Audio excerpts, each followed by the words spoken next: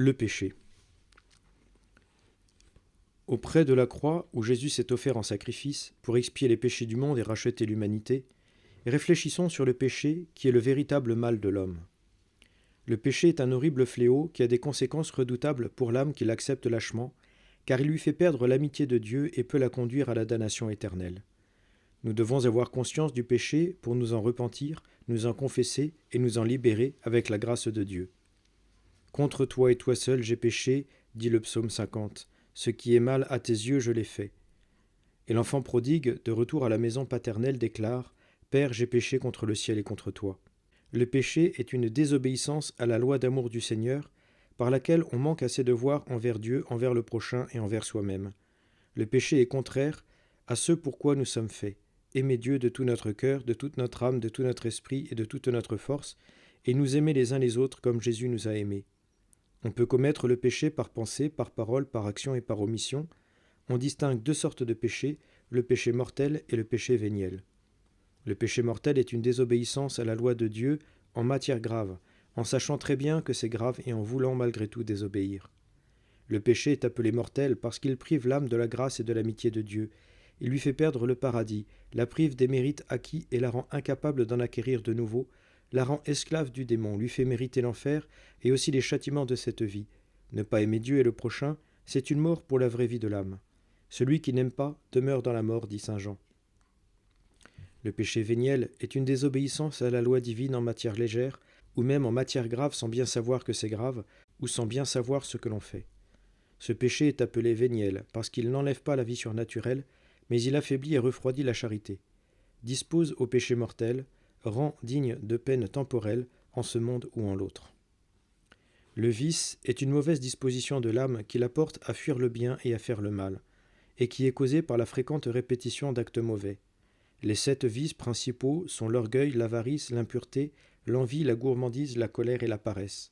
Ces vices sont appelés péchés capitaux parce qu'ils sont la source de la plupart des péchés. Ils en sont leur tête. La tentation n'est pas un péché si l'on n'y consent pas. Les tentations ne sont que les ombres du péché, mais il faut se hâter de sortir de ces ombres, car notre Seigneur déteste jusqu'à l'ombre du péché. La loi de Dieu nous est donnée pour notre vrai bien et notre vrai bonheur. Les commandements de Dieu et de l'Église que nous devons suivre sont un peu comme le code de la route de notre vie, pour bien nous conduire et parvenir au but fixé par Dieu. Ils sont comme le mode d'emploi pour réussir notre vie. Les lois qui nous sont imposées ne sont pas données de l'extérieur à un être déjà tout constitué. Elles ne sont que la transcription des exigences fondamentales d'un ordre intérieur. Le devoir est donc moins ce que nous devons à Dieu comme une chose extérieure que à nous-mêmes en tant que nous devons obéir à Dieu.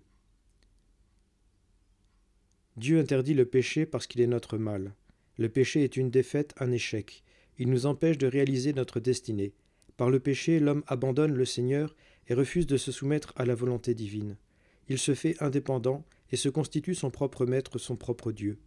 Or l'homme n'est pas fait pour vivre indépendant. À l'exemple des 3 personnes divines, les personnes humaines sont faites pour la communion. L'homme est destiné à la communion avec Dieu dans la connaissance et l'amour, et à la communion avec tous les frères aimés en Dieu. L'homme doit agir dans le sens de sa nature profonde, sous peine de déchoir. Il est dans l'ordre qu'il conduise sa vie dans le sens de sa vocation d'homme et réponde aux fins supérieures qui le sollicitent. Le péché est un désordre qui nous empêche d'atteindre notre fin dernière qui est Dieu.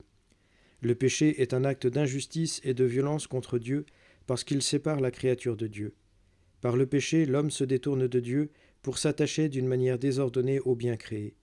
Le péché, dit saint Augustin, n'est pas un désir tourné vers des créatures mauvaises, mais un renoncement aux natures meilleures. En voulant tel bien qui ne convient pas, le pécheur commet le mal, sort de la rectitude, il méprise sa vraie fin, il se prive du vrai bonheur.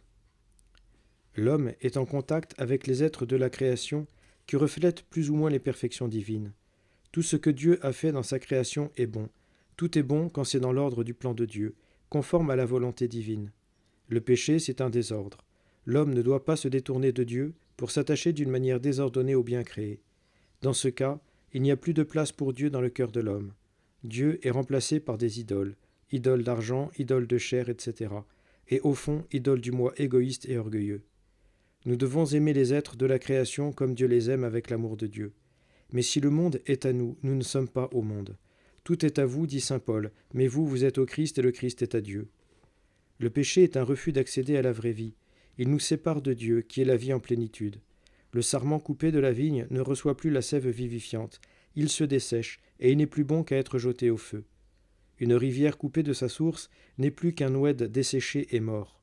Dieu disait dans l'Ancien Testament, « Ils m'ont abandonné, moi la source d'eau vive, pour se creuser des citernes lézardées qui ne retiennent pas l'eau. » Le péché, c'est mal aimer, c'est la négation de la charité.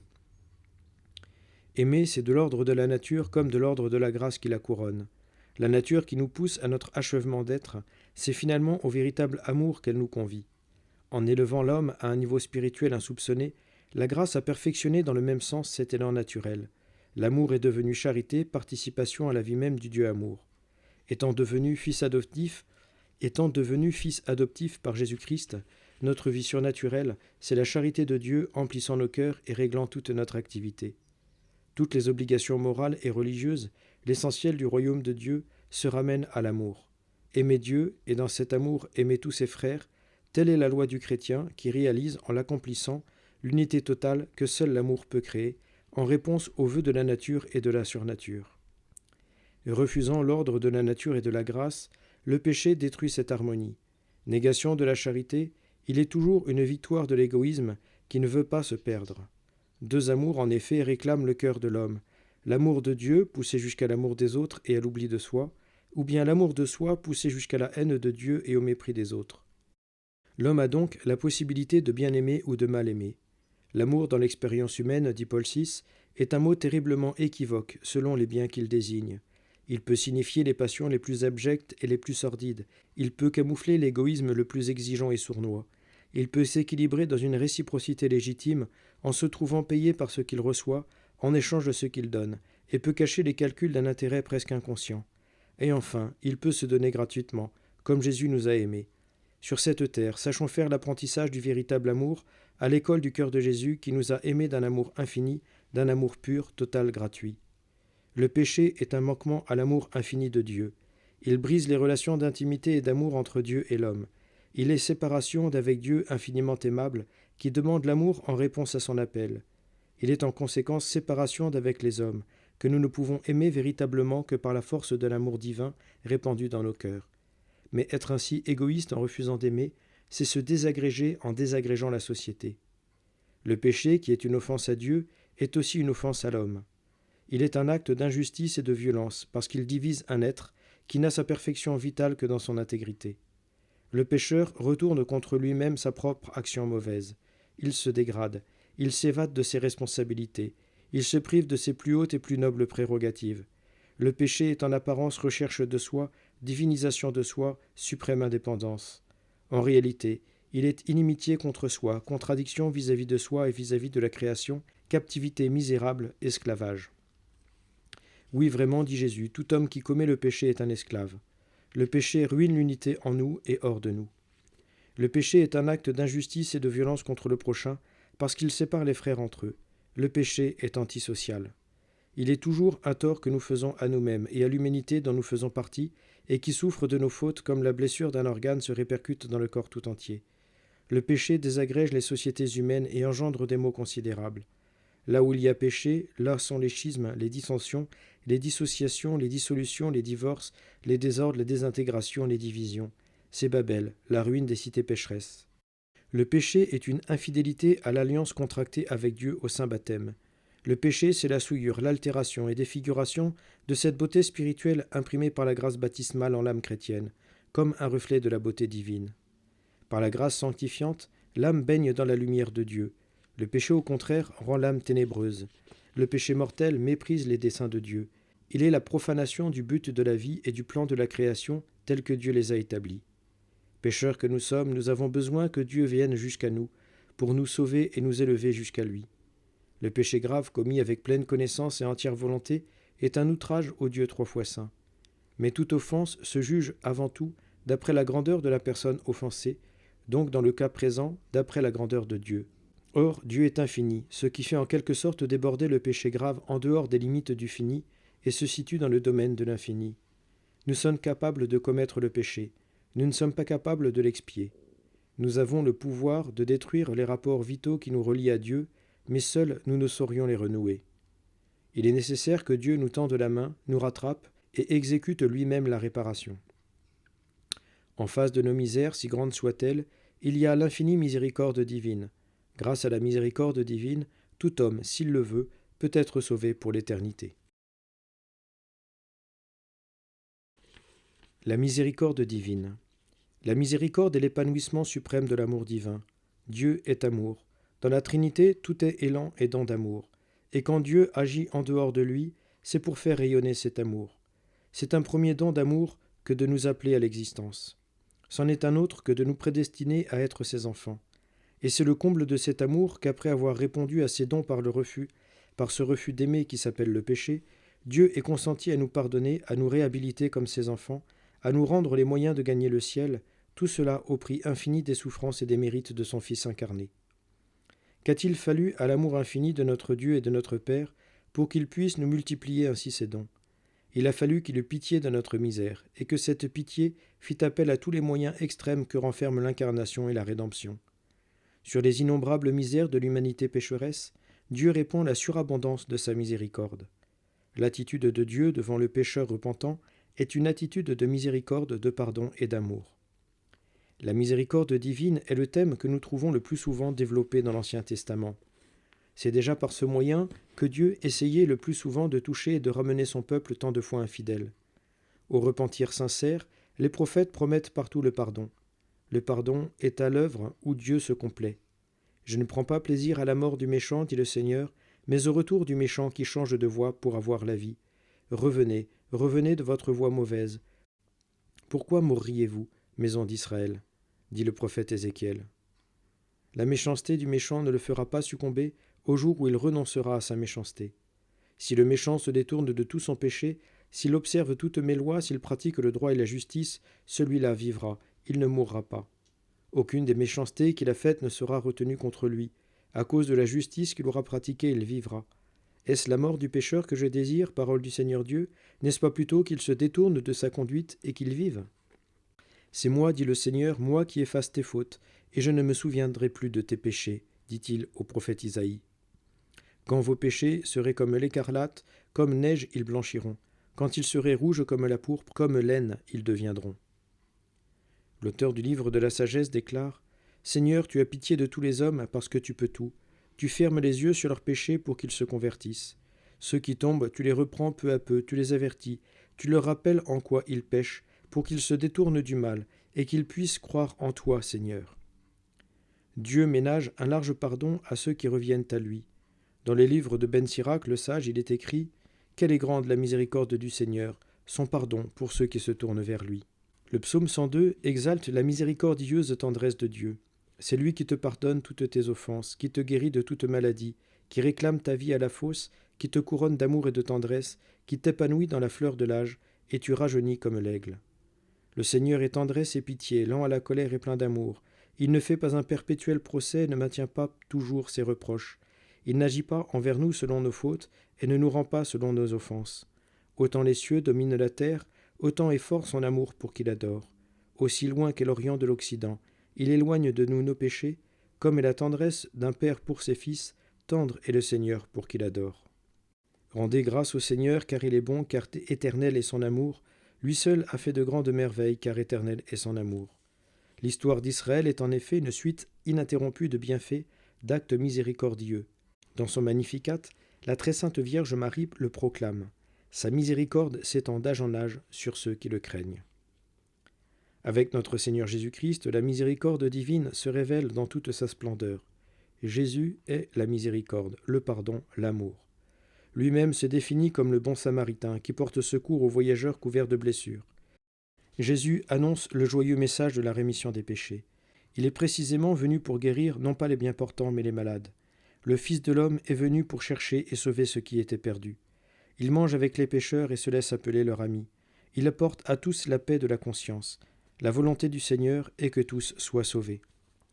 La parabole du bon pasteur nous donne une idée de l'indulgente et patiente bonté de Dieu et du prix qu'il attache à chacun de nous. Lorsqu'une brebis quitte le troupeau et s'égare, le bon pasteur part aussitôt à sa recherche, Et lorsqu'il la retrouve, il la dégage avec soin du fourré épineux, la reprend avec tendresse sur ses épaules et la réintègre au troupeau. La parabole de la drachme perdue, en Luc chapitre 15, nous fait comprendre combien la miséricorde divine multiplie ses attraits, ses attentions inlassables pour sauver l'homme qui s'est perdu par le péché. Et nous pressentons la grande joie qui envahit le cœur du Christ lorsqu'il le retrouve et le rétablit dans la possession de Dieu. La parabole de l'enfant prodigue nous révèle d'une manière admirable la miséricordieuse tendresse de Dieu pour le pécheur repentant. Quand un homme s'est détaché de Dieu, même s'il l'a offensé, renié, sacrifié à ses passions, Dieu ne l'abandonne pas. Il use de tous les moyens pour l'arracher à son péché. Il attire, sollicite, persuade son esprit et son cœur, sa volonté, mais sans jamais la contraindre.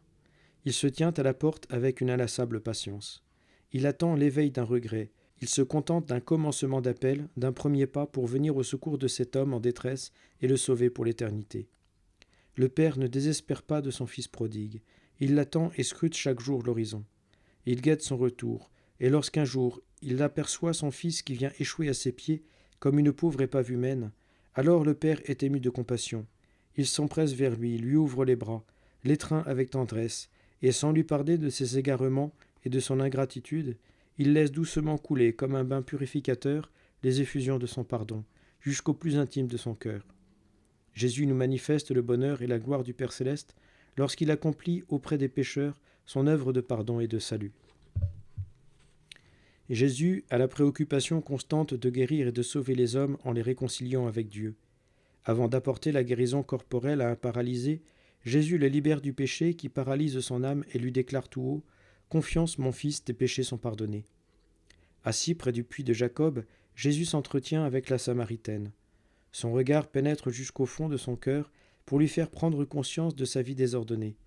La Samaritaine, touchée profondément par les paroles de Jésus, se décide à entreprendre une vie nouvelle et meilleure. Et c'est une joie pour le ciel de voir un pécheur qui se convertit. On se réjouira dans le ciel, dit Jésus, pour un seul pécheur qui se convertit, plus que pour 99 justes qui n'ont pas besoin de conversion.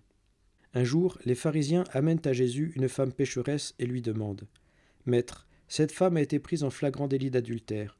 Or, dans la loi, Moïse nous a ordonné de lapider ces femmes-là.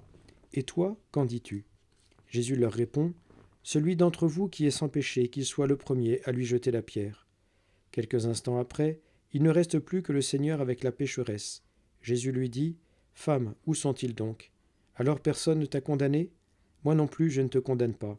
Va, et désormais ne pêche plus. » Jésus déteste infiniment le péché, mais il aime infiniment le pécheur. En tout homme, Jésus cherche non pas la matière à condamnation, mais la matière, si petite soit-elle, capable de le sauver. Jésus connaît les péchés de la femme qui vient oindre ses pieds de parfum, mais voyant en elle les bonnes dispositions de son cœur, Jésus lui déclare « Tes péchés sont pardonnés ». Comme le Seigneur pardonne, nous devons aussi nous pardonner entre nous et du fond du cœur. Soyez miséricordieux, dit Jésus, comme votre Père est miséricordieux. Heureux les miséricordieux, car ils obtiendront miséricorde. La miséricorde divine surabonde dans le sacrement de la réconciliation, où le Seigneur se plaît à pardonner et à exercer sa mission de sauveur. Ainsi, l'amour de Dieu face aux pécheurs se traduit en miséricorde. Jamais Jésus ne refuse aux pécheurs repentis ses divines faveurs. Au bon larron repenti, Jésus déclare « Aujourd'hui avec moi tu seras dans le paradis ». La pécheresse, arrachée à la boue, deviendra une sainte. À Pierre qui a renié, le Maître confie les clés du royaume. Paul le persécuteur sera l'instrument choisi pour porter le nom du Seigneur devant les païens, les rois et les enfants d'Israël. Aucun péché, fût-il un abîme d'abjection, n'épuisera la miséricorde divine. Le Seigneur est saint, et le moindre péché lui fait horreur. Mais lorsque les pécheurs se repentent, la miséricorde divine est sans limite. À tous, Jésus donne son amitié et son pardon en échange d'un sincère élan d'amour. Jésus nous a montré jusqu'où il nous a aimés. Son sacrifice sur la croix pour expier les péchés du monde et sauver les hommes est le témoignage le plus éloquent de l'amour et de la miséricorde infinie de Dieu. Saint Augustin exprime en 2 mots l'histoire de la rédemption de l'homme, misère et miséricorde. Misère exprime la condition de l'homme pécheur, miséricorde chante l'amour salvateur de Dieu.